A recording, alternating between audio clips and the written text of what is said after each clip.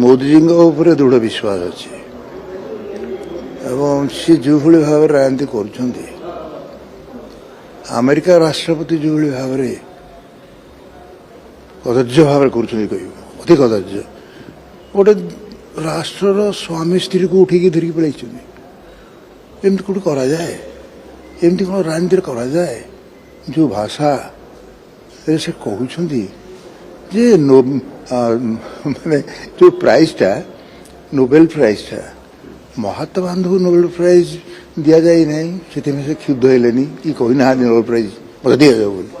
ତମେ ଗୋଟେ କ'ଣ ଏତେ ବଡ଼ ରାଷ୍ଟ୍ର ପୃଥିବୀ ଆମେରିକା, ତା ରାଷ୍ଟ୍ରପତି କହୁଛ ନୋବେଲ ପ୍ରାଇଜ୍ ମୋତେ ନ ଦେବାରୁ ମୁଁ ବର୍ତ୍ତମାନ ସାରା ପୃଥିବୀଟାକୁ ଶାନ୍ତିରେ ରଖେଇଦେବିନି।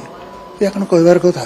ତେଣୁ ରାଜନୀତି କୁଆଡ଼େ ଗଲାଣି ଏବଂ ସେ ଭିତରେ ମୋ ଭଳିଆ ଅକିଞ୍ଚଳ ଲୋକ କାହିଁକି ପୁରଉଛ?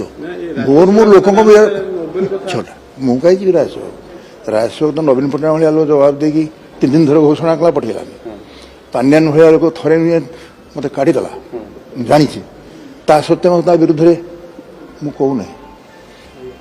କିନ୍ତୁ ଗୋଟିଏ ଘଟଣା ହେଉଛି, ଯେଉଁ ଟାଇପ୍ର ଚାଲିଛି ବର୍ତ୍ତମାନ କିଛି ଭଲ ଲାଗୁନାହିଁ। ଆପଣ ହିସାବ କରୁନାହାନ୍ତି।